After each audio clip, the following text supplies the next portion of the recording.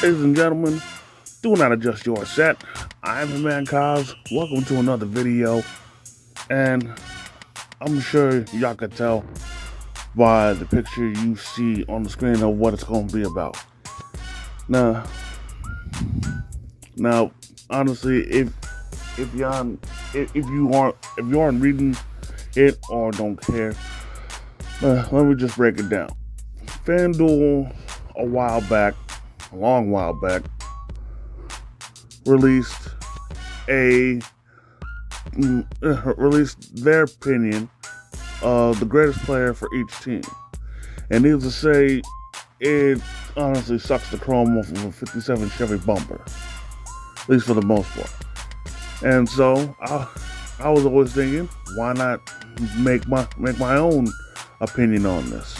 So, here we go.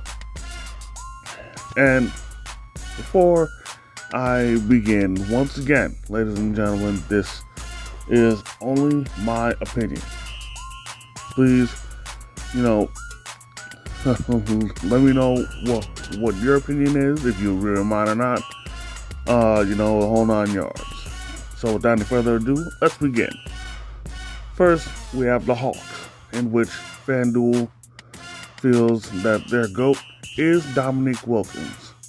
And while I will agree that Dominique Wilkins did have a nice surge with the Hawks, I, however, cannot agree that he's their GOAT. For me, that distinction belongs to Bob Pettit. For those of you that don't know, Bob Pettit played way back when. And sure, during his time on the Hawks, they weren't in Atlanta, but franchise-wise, it's still the Hawks. And it was when they were in St. Louis. But for me, the biggest reason why he's their GOAT is because he is responsible for the Hawks having a ring. Whereas Dominique Wilkins, honestly, I'm pretty sure he never even reached the finals with the Hawks. So, yeah. That already knocks it out. And that's nothing against Dominique Wilkins. Got nothing but respect for Wilkins, and all the good stuff he did for the Hawks. And of course, they never forgot his efforts either, considering they retired his number. Moving on, we have the Celtics, who FanDuel feels their GOAT is Larry Bird. Now this, I'd say this is pretty accurate, although the argument could be made for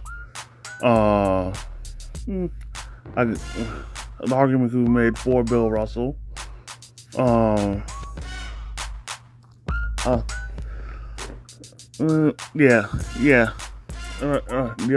argument could be made for Bill Russell, but that's about it, in my opinion. I really don't put Pierce up there, just because, even though I really shouldn't go by how many titles they won, but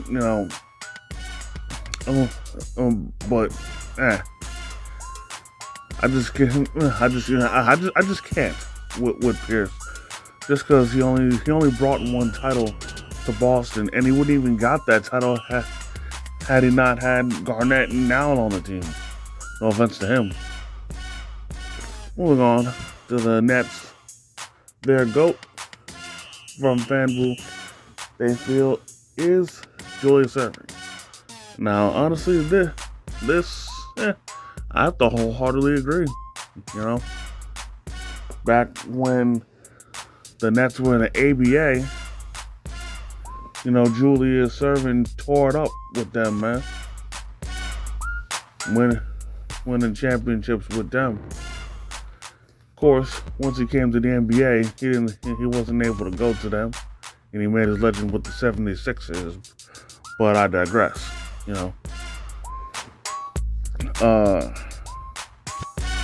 I will give an honorable mention to Jason Kidd who had some great strides with the Nets, but ultimately, you know, he couldn't do it by himself. And honestly, the best chance he had was when he had Richard Jefferson and Kenyon Martin. But even still, unfortunately, the team as a whole, unfortunately, was inexperienced, and that inexperience showed when they got curb stomped by the Lakers. Moving on to the Hornets, who FanDuel Fields, their GOAT is Kemba Walker. I don't know. Part of me has to disagree with this. Like, if we're talking Charlotte, period, and not counting New Orleans, then as great as he is, I just can't really go with Kemba. If anything, part of me has to go with Baron Davis. And if not Baron Davis, the argument can be made for, I'd say, maybe Larry Johnson, Alonzo Mourning to an extent. But in some circles, I could see Kemba Walker being there, but for me, I just don't see it. Next, we have the Bulls, where their GOAT is Michael Jordan. And you have to be a fool to disagree with this. Because, I mean, his resume with the Bulls speaks for itself. Well, his resume, period, speaks for itself. So, yeah, nothing more to say there. Next is the Cavaliers, who their GOAT is LeBron James. Once again, self-explanatory. Nothing further needed to be said. You know what I'm saying? Well, we have the Mavericks. Their GOAT, Dirk Nowitzki. Where for a third time we have, you know, one that should go without saying. And, you know, I will say this, that I will give some flowers to Rolando Blackman, who, before Dirk Nowitzki pulled up, was their GOAT. But, you know, unfortunately, his Mavericks just couldn't get over the hump. But then again, like during his time, the West was pretty loaded. Moving on. For the Nuggets, we have Nikola Jokic. At the rate he's going, he will be, but for now, I still can't agree. Now, some people may think I'm wilding, but I have to. I make the argument for Carmelo Anthony. He honestly, I think he put up great numbers while on the Nuggets, even though he put up better numbers for the Knicks. But that's besides the point. He still put up some very good numbers for the Nuggets. And also others may think I'm wilding for this, but for me, the argument could also be made for Alex English and Dan Issel to be in their GOAT. But if Jokic continues playing the way he does, he will definitely be solidified as the Nuggets GOAT.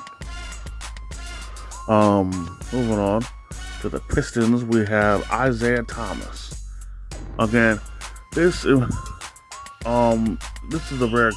the case of where this is a very strong choice, almost unanimous, but at the same time, some people can make a debate for other people. Like, even though I do agree Isaiah Thomas is their GOAT, one could make the argument for, I want to say Chauncey Billups, But if we're only going by his career on the Pistons, then yes, I'd make the debate for Chauncey Billups. Just because had he not gone to the Bills, he probably would have been out of the league. But aside from Thomas, maybe Dennis Rodman, Rick Mahorn,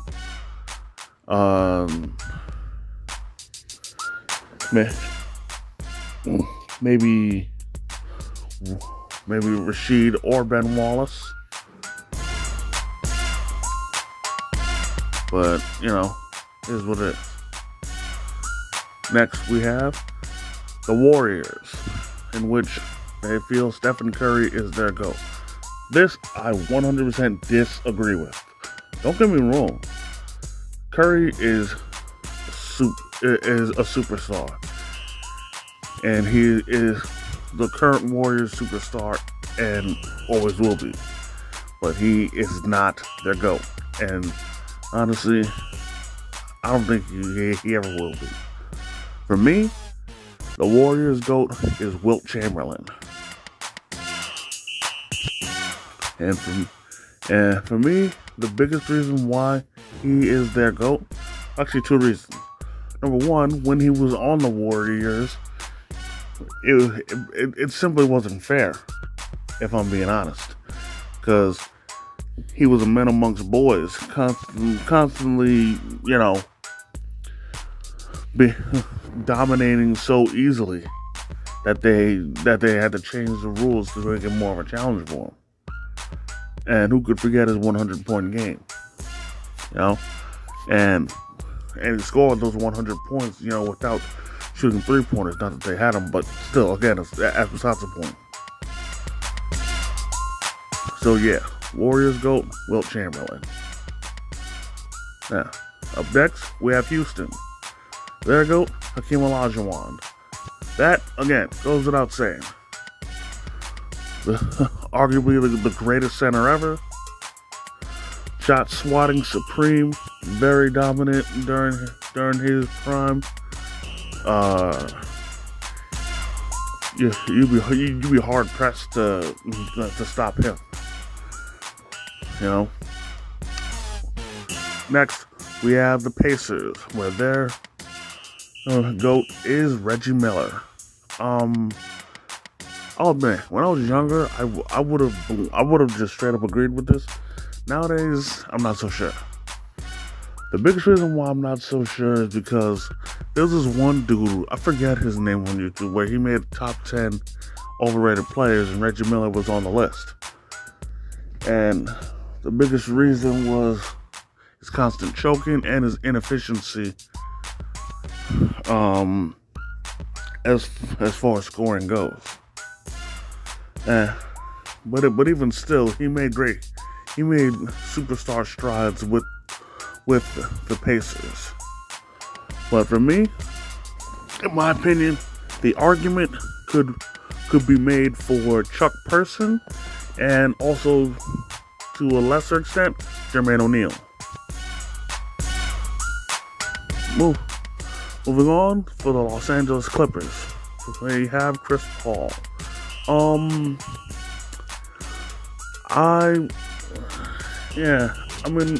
It's honestly hard to argue. Although, despite the Clippers' constant choking while with Lob City, but then again, the Clippers have always been known for choking.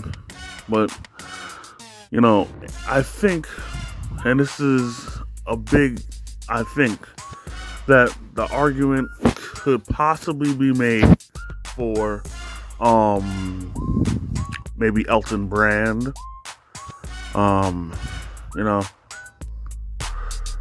Because for a decent stretch, he was their top guy. He was doing things for them. But still surefire for as of right now, Chris Paul. Moving on, Los Angeles Lakers. Their GOAT, Kobe Bryant. Now, first off, RIP to Kobe, but this at the same time can be agreed upon, but at the same time, there are many arguments that can be made.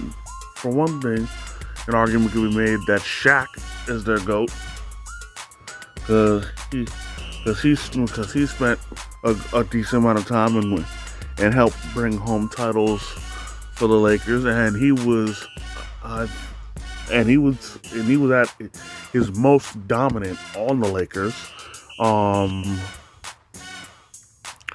An argument can also be made for Magic Johnson. The Showtime Lakers were doing their thing, and of course they were in a heated rivalry with the Celtics during the time. But also they were, aside from that, they were running things in the NBA.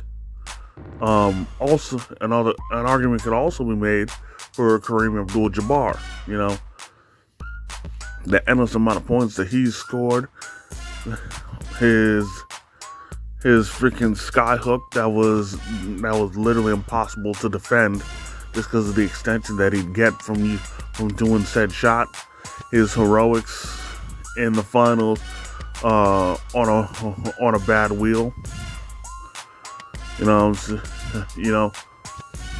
So quite a few choices, but Kobe, I'd say, is a very good choice. Moving on to the Grizzlies, we have Zach Randolph. Now, I will give Zach Randolph his flowers for being the first player in Grizzlies history to have his jersey retired by that team. But as far as him being the GOAT for them, I can see why he could be it. But for me also, if I was a fair guy, which I usually am, an argument could be made for both brothers, Pau and Marc Gasol, because a lot of people nowadays seem to forget that Pau Gasol was the Grizzlies superstar back when they were utter dog shit. Like, when they were still looking like the Vancouver Grizzlies, no offense to them, and they were utter dog shit. He was literally the only good thing about the team. The only good thing. Even when Jason Williams was there, he was the only good thing going in Memphis. But nobody remembers that, just because no matter how good Pau Gasol played on those Grizzlies, they were awful. Like, my God, they were awful. And then Marc Gasol, his was a little more forgettable because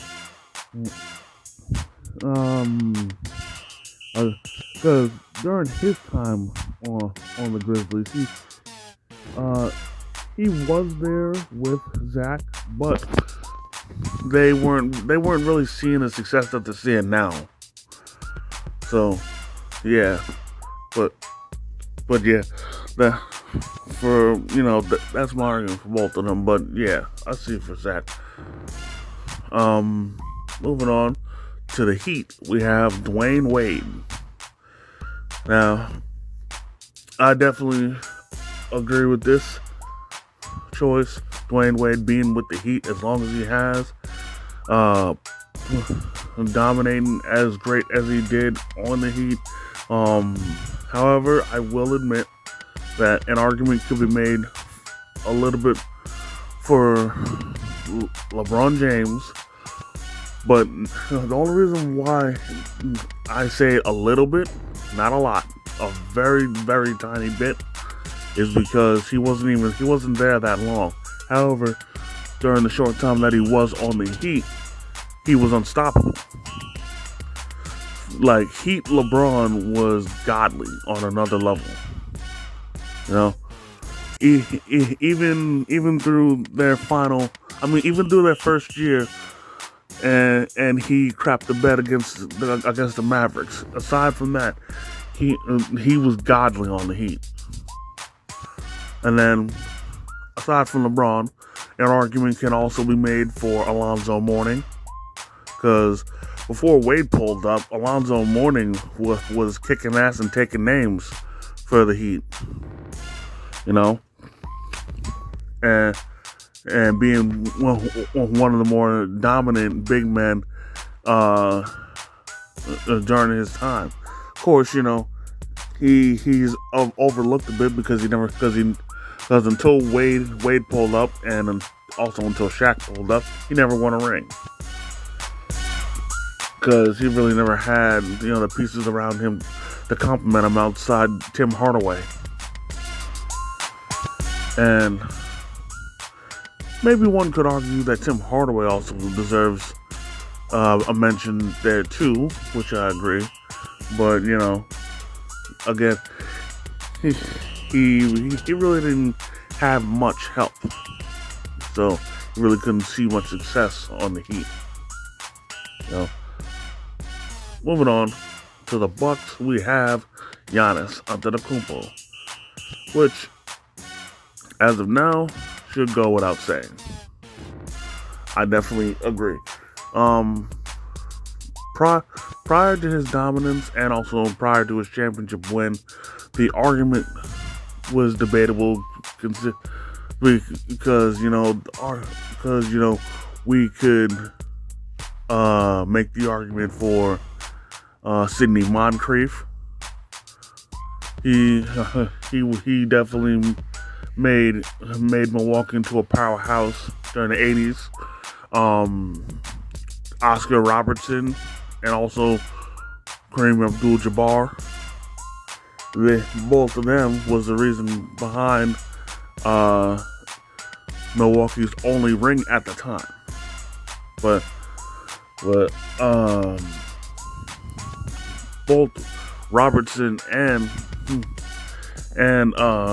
Abdul-Jabbar, you know, did great things. Of course, you know, Robertson especially averaged a triple-double. I think it's when he was with the Bucks when he averaged a triple-double. So, you know, that definitely helps his case too. You know, but Giannis has now surpassed them. So yeah. Moving on to the Timberwolves, we have Kevin Garnett. Again, goes without saying. Maybe one day Karl Anthony Towns can get up there, but he has a long way to go if he wants to reach Kevin Garnett status. Because Timberwolves Garnett was that guy. Honestly, the number 2 power forward in the league for many, many years behind Tim Duncan. And honestly, Kevin Garnett on the Timberwolves, I can literally compare to Pau Gasol on the Grizzlies. The only good thing going for that team, even during the time when they had Sam Cassell and Latrell Sprewell, he was still the only good thing going, because without them, they weren't going to do jack. Moving on to the New Orleans Pelicans / Hornets, we have Chris Paul. This I won't argue, because once they moved to New Orleans, they really didn't have much good going for them. Even with Baron Davis, Jamal McGlory, David Wesley, they really didn't have much going, you know. So yeah, definitely Chris Paul. Now we have my Knicks, where FanDuel feels that our GOAT is Patrick Ewing. Now, first off, being the diehard Knicks fan that I am, I have nothing but the utmost love and respect for Patrick Ewing, but he is not our GOAT. In my opinion, our GOAT is Willis Reed, because just alongside Walt Frazier, he brought us 2 rings, and in one of those rings, he had a very gutsy performance coming back into the game following an injury, you know. And whenever a basketball player or better yet, a professional athlete, period, plays through injury to win a game, let alone a championship for their team, should always be commended, you know.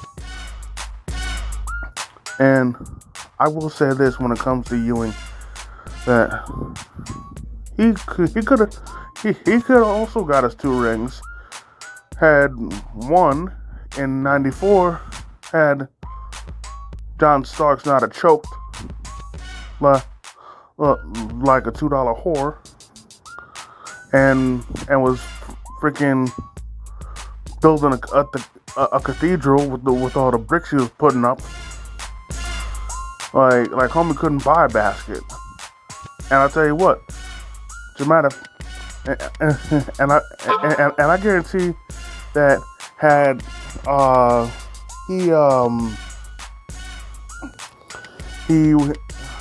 that if he got benched for Hubert Davis, then we would have won, because freaking when Hubert Davis got into the game, he was actually making stuff. He was hitting, and more importantly, he was hitting the shots that Stark should have hit. But you know, it was too little, too late. And then in '99, he could have got us another ring, but unfortunately, the injury bug doesn't like him. And I'm gonna just leave it at that. Moving on to the Thunder, we have Kevin Durant. And honestly, that goes without saying, you know. In the Thunder's brief history, they've had some great talent, but none of them was truly as great and as I guess you could say dominant as Kevin Durant, you know, before he pulled that cowardly stunt that he did. And once I'm through with these teams, you'll see why I didn't do another team. But we will get to that. Anyways, next team we have the Magic, where FanDuel feels their GOAT is Penny Hardaway. I completely disagree. Look at it.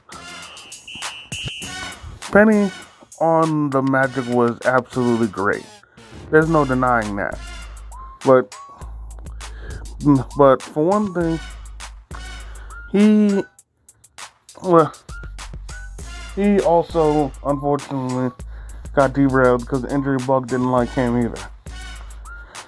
But not only that, when it came to the Magic, he was not the number one guy. At least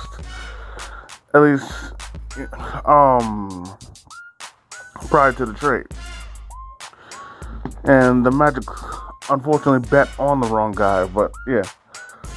And with that being said, the Magic's GOAT is Shaquille O'Neal. And I give an honorable mention to Dwight Howard. Now, I give it to Shaq just because his dominance of the game that he had on the Lakers was swiftly showing while he was debuting on the Magic.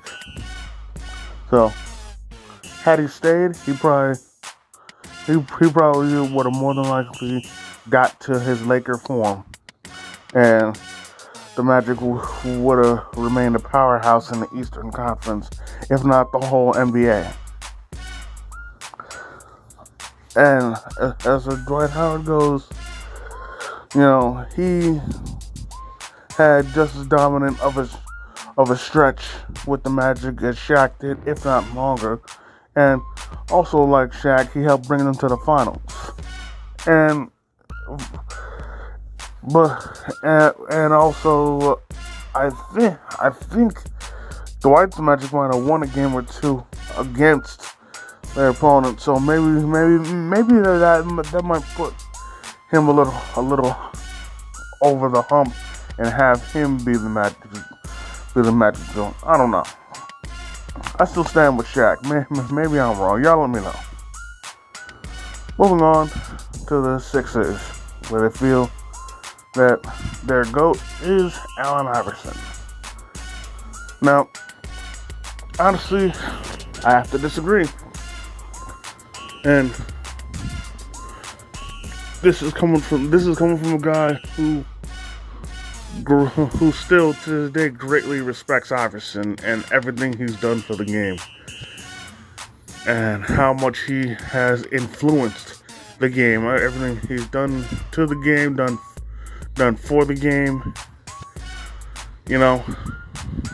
And also, you know, I really feel bad for like the situation he was put in on the Sixers because of how good he was, but could never keep it all together, just because he didn't have the right pieces to complement him, and because, you know, that never happened, he grew frustrated, you know, and wanted to leave. But anyways, for me, the Sixers GOAT, just like the Nets, is Julius Erving. He brought the same dominance that he had on the Nets to the Sixers. Sure, it was to a lesser extent because of his age, but still, he still put in work. With an aging Moses Malone, you know, they still put in a bit of work, you know, and then a rookie Charles Barkley. So yeah, so you know they were, so you know, Dr. J did his thing for the Sixers. And I will give an honorable mention to Iverson. You know, he definitely deserves it, if anything. Moving on, we have the Suns, who FanDuel feels their GOAT is Steve Nash, which again I disagree with completely. Look here, Steve Nash on the Suns was amazing. You know, like Jason Kidd, he was never shy to share the ball. As a matter of fact, one would argue that he preferred sharing the ball rather than taking the shot himself. But then again, just like Jason Kidd, you know, his court vision was so amazing.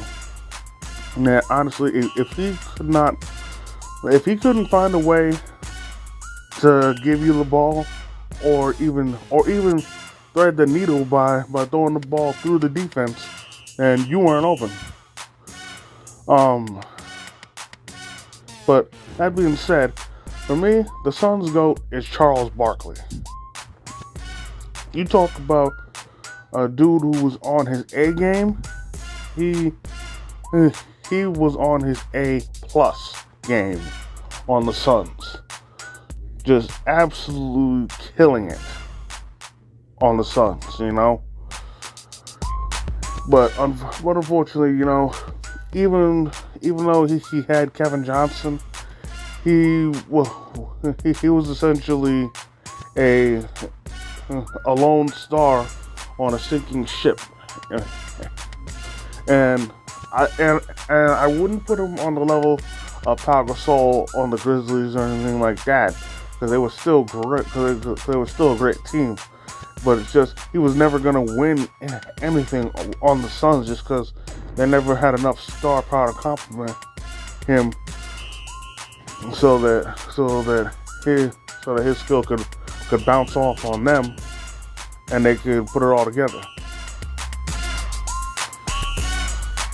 Moving on, we have the Blazers, who FanDuel feels their GOAT is Damian Lillard.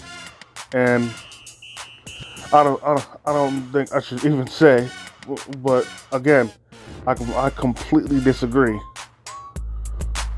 Damian Lillard, you know, he's loyal to a fault. He's done some great things in the NBA. He had some great moments, like those buzzer beaters he hit against the Rockets and the Thunder. But even with all that, he's still, you know, he's still severely underachieved throughout his whole career. And in my opinion, his biggest blunder, still to this day, was when, in the playoffs, the Blazers were facing off against the Pelicans. And everybody assumed that the Blazers were gonna destroy the Pelicans, only for the Pelicans to hand them a big old broom and sweep them. But anyways, I'm going too far off piece there about Lillard. For me, the Blazers GOAT is Clyde Drexler. He was doing his thing on the Blazers. By far the best talent the Blazers ever had, by far. No, and honestly, until things change and Lillard decides to step it up another notch, and the front office gets their head out of their ass, then my opinion's not going to change. Clyde Drexler, Blazers GOAT. Moving on, we have the Kings, who I feel, well, actually, first off, FanDuel feels their GOAT is Oscar Robertson, which for this, I completely agree.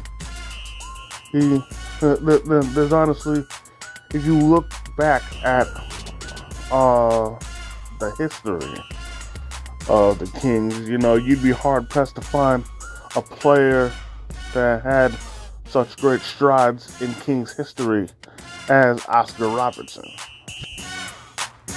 And for those who don't know, or try to come at me saying he never played for the Kings, yes, he did. It's just back when he played for the Kings, they were known as the Cincinnati Royals. But still, same franchise. Anyways, yeah, Oscar Robertson, Kings GOAT by far. However, I will give some flowers to Chris Webber. During his prime on the Kings, you know, he tried his damnedest to bring the Kings to the promised land, but it just wasn't meant to be. He had his best shot that one year where Robert Horry hit his famous game winner against them, but after that, like, the door just slammed shut, unfortunately. So yeah. Moving on, we have the Spurs, who their GOAT by FanDuel is Tim Duncan. Again, wholeheartedly agree. Tim Duncan, everything positive to say about Tim Duncan has already been said throughout the years. In my opinion, the greatest power forward of all time. The greatest. You know, you'd be hard pressed to find any power forward that was able to measure up to him. You know, minus Kevin Garnett to an extent. and he managed to stick around even in old age, you know. So yeah, he put in great work, not just for the Spurs, but for the whole league period. Moving on, we have the Raptors, who FanDuel feels their GOAT is Kyle Lowry. This I completely disagree with. Now before I say who I feel their GOAT is, I must say that I think determining the greatest Raptor ever has been one of the biggest debates, the biggest NBA debate ever, you know? And to which pretty much everybody will come out the woodwork to try and, stake a certain person's claim as being the best Raptor ever. Now, for me, I honestly feel that Kawhi Leonard is the greatest Raptor ever. The biggest reason why I feel this way is first off, yes, I understand he was only there for one season, but in that one season, he was able to do what stars of the past couldn't do, and that was win them a ring. Where prior to that, they were, for one thing, as recent history would show, before Kawhi Leonard showed up, they were repeatedly getting their ass handed to them by LeBron James, and he was constantly giving them the boot that people started calling Toronto LeBronto. Well, with good reason, you know. He literally owned them, man. And no matter how hard they tried, they just could not stop him. Just like, no matter what level he was at during the regular season or even during the playoffs before facing them, he just hit another level facing them. And they never get a chance to stop him. And then once he left the East, went to the Lakers, literally the door was kicked open, and they found their way over the hump into the finals and win the championship. All thanks to Kawhi Leonard. However, I will give some flowers to two Raptor greats. First off, Chris Bosh, because during his time with the Raptors, honestly, I can compare that to Pau Gasol on the Grizzlies, because he was great on the Raptors, whereas the rest of his team was pretty crappy. And even when he had his dreadlock powers fully activated, he still just could not get the job done as far as, getting the Raptors to the promised land. But I'm not even putting that on him. Then the other person I'll give my flowers to should go without saying, Vince Carter. Where, honestly, had it not been for Carter, freaking people wouldn't even have much to say about the Raptors, as a whole. He literally put the Raptors on the map. He got people talking about the Raptors, That's why it was so fitting for him to have the nickname Air Canada. Of course, and there's also a nod to their home arena, the Air Canada Center, but still. Like, honestly, I might be wilding for this, but I think you guys will understand my point of view, that Vince Carter to the Raptors I can compare it to Tiger Woods with golf, where even though people knew golf and it was out there, not much people cared. But then you have a player showing dominance and who's famous enough and has his name out there. Suddenly they get people talking about it, and hell, even people who don't even like the sport or want to do anything with it, they're suddenly talking about it. They're suddenly tuning in, and that's how I felt that Carter was with the Raptors. But moving on, we have the Jazz, where FanDuel feels that their GOAT is John Stockton, and this I completely disagree with. Now, was Stockton great with the Jazz? For the most part, yes, but he was not and is not their GOAT, and never will be. Especially since that one video I saw, the top 10 most overrated players, and Stockton was on the list, and the person thoroughly explained how much of a non-factor Stockton was in the playoffs, and I don't count the buzzer beater that he hit against the Rockets.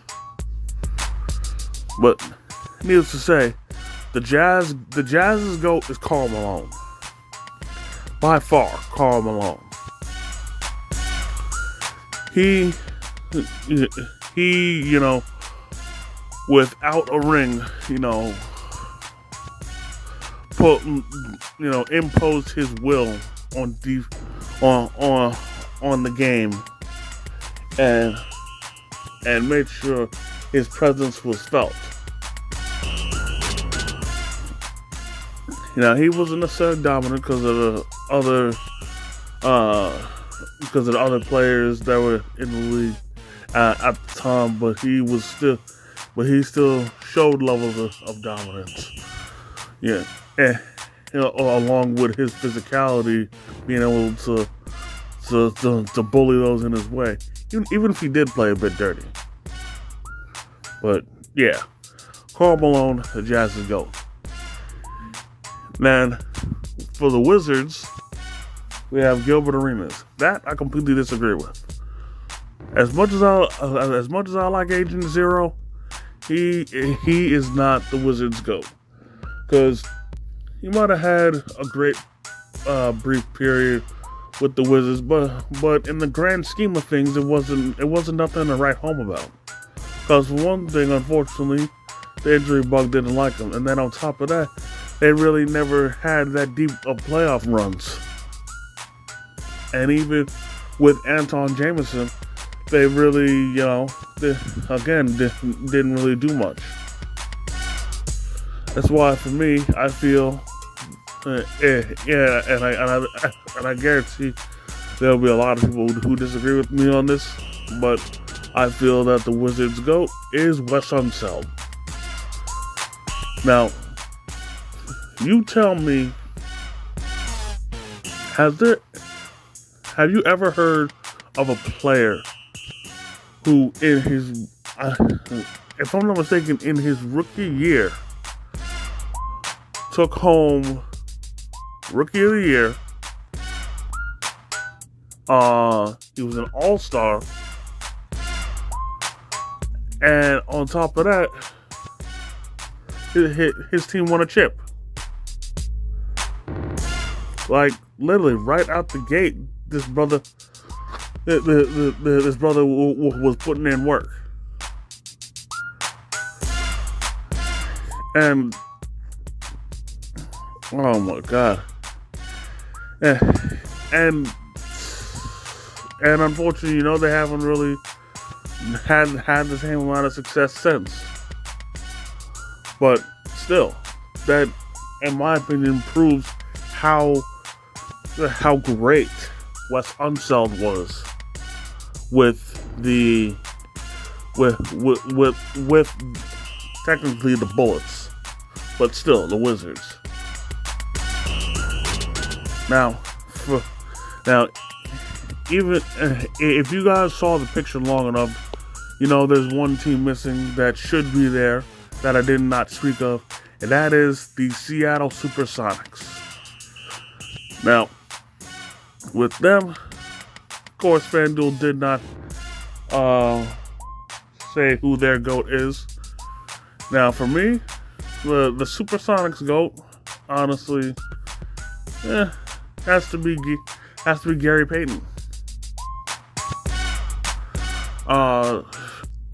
Sure, you know, back one could make the argument that he isn't considering that he isn't the reason they ever won a championship. But his longevity, actually no, not longevity.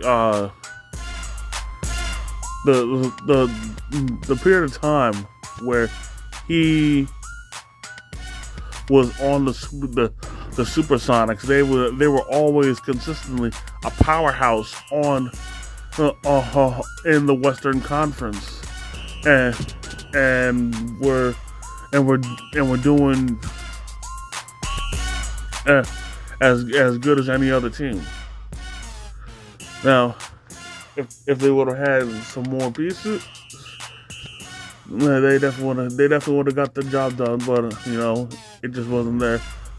But along with that, I will also give some flowers to two other Supersonics that definitely deserve some love. First off, Lenny Wilkens. He was another great guard for the Supersonics that did his thing. He was actually a part of the championship Supersonics, and so that definitely goes far, you know. And then also I gotta give some flowers to Jack Sikma. Again, also part of the championship Supersonics.